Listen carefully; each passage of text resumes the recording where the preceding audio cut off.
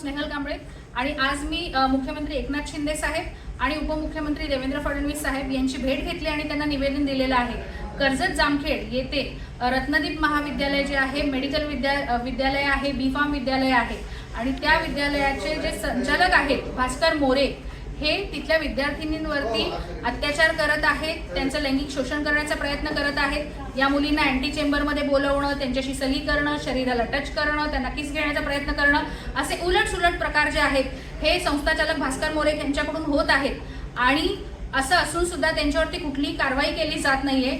आणि मला असं वाटतं हा जो भास्कर मोरे जो आहे तो रोहित पवार तिकडचे स्थानिक आमदार जे आहेत राष्ट्रवादी काँग्रेसचे यांचा निकटवर्तीय समजला जातो। रोहित पवार यांचं नेहमीच उठणं बसणं आहे त्यांच्यासोबत आणि मला खात्री आहे की हा भास्कर मोरे जो आहे त्याला रोहित पवारच वाचवत आहेत आणि त्यांच्याच दबावामुळे भास्कर मोरे जो आहे तो पळून जाण्यामध्ये यशस्वी ठरलेला आहे। आता त्याला पोलीस शोधत आहे। तिथल्या मुलींनी जो आहे तो FIR केलेली आहे, पण Bhaskar More out of the reach आहे आणि याला कारणीभूत जे आहे याच्या मागे जो हात आहे तो रोहित पवार यांचा आहे असं माझं ठाम मत आहे आणि रोहित पवारांच्या सपोर्टवरती सगळ्या गोष्टी होत आहेत।